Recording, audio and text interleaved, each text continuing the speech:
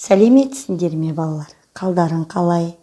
Бүгін ұйымдастырылған оқу қызметі іс-әрекеті бойынша біз жаратылыстану сабағынан құстар біздің досымыз атты тақырып бойынша әңгімелесеміз. Ендеше бірінші суретте назар салып, өлең жолды бірге қайталайық. Шыр-шыр еткен торғайды қорғамасаң болмайды. Шыр-шыр еткен торғайлар ағаштарды қорғайды. Жарайсыңдар. Балалар, айтыңдаршы, құстар нешеге бөлінеді? Дұрыс айтасыңдар, құстар екіге бөлінеді. Үй құстары және дала құстары болып. Тамаша. Ал балалар, айтыңдаршы, неге құстар біздің досымыз деп айтамыз? Құстарды қалай айтамыз?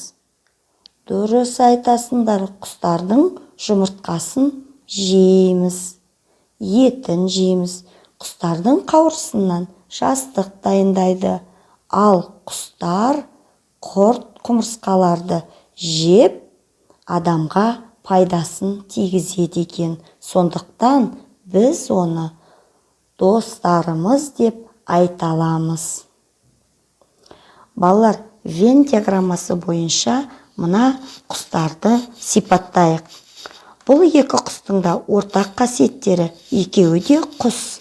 Қанаттары бар, тұмсығы бар. Ал бірінші құстың айырмашылығы, ол ұшпайды. Құс қорада өмір сүреді. Адам қоректендіреді.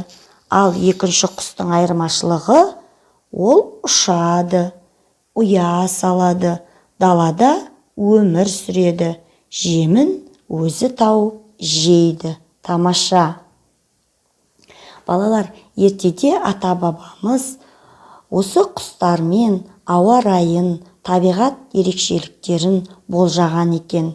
Ал бірінші суретте қандай құс деп ойлайсыңдар? Дұрыс айтасыңдар, шағала. Шағала төмен ұшса, теңіз бұрқанады деп болжаған екен. Ал екінші суретте қандай құс? Қарға. Қарға ағаш діңіне жақын қонақтаса, күн желді болады деп болжаған екен. Ал үшінші суретте қандай құстар? Жыл құстары. Жыл құстары қаптап келсе, көктем ерте келеді деп болжаған екен. Келесі суретте қандай құс? Қарлығаш. Қарлығаш жоғары ұшса, күн жылы болады екен. Ал төмен ұшса, жаңбыр жауады деп болжаған екен. Тамаша. Келесі суретте қандай құс екен? Шымшық. Шымшық ұя салса, қыс қатты болады деп біздің ата-бабамыз осылай болжаған екен. Балалар, ендеше ойын ойнағыларың келе ме? Олай болса, өз мекенін тап деген ойынды ойнайық. Мына жерде құстар араласып жүр. Осы құстарды өзінің мекеніне апарып орналастырасыңдар. Тамаша, жарайсыңдар. Әтешті қайда орналастырдыңдар? Дұрыс айтасыңдар, өзінің қорасына апарып орналастырыпсыңдар. Тамаша. Ал қарға қайда мекендейді? Далада. Өте жақсы. Жарайсыңдар балалар. Балалар, тағыда мен сендермен ойын ойнағым келіп тұр. Бұл ойын ұясына орналастыр деп аталады. Мына құстарды өзінің ұясына апарып орналастыруларың керек. Бірінші суретте қандай құс? Қарлығаш.